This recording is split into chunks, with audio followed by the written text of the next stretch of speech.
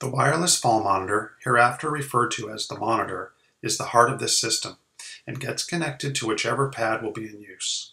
It has an easy-to-press reset button, a call button that the patient can press to signal the caregiver pager when they want help, as well as a tamper-proof feature called the caregiver key mode. It requires either a 9-volt battery or an optional AC adapter. Refer to the monitor's user instructions to adjust settings in the battery compartment.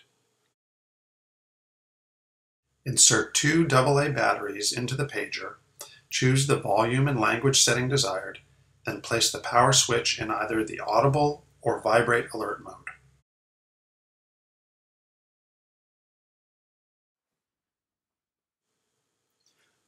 Place the sensor pad on the bed underneath the fitted sheet, under the patient's shoulder blades, and connect the cord to the monitor, making sure to use the strain relief to prevent possible cord damage.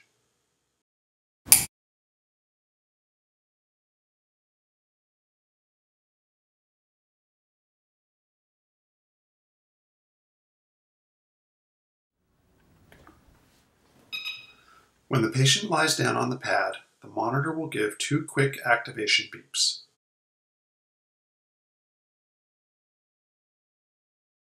When the patient gets up, the monitor call button flashes blue, indicating it is signaling the pager.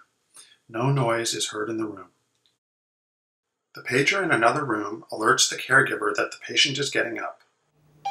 Number 1. Number 1. Turn off the pager and assist the patient.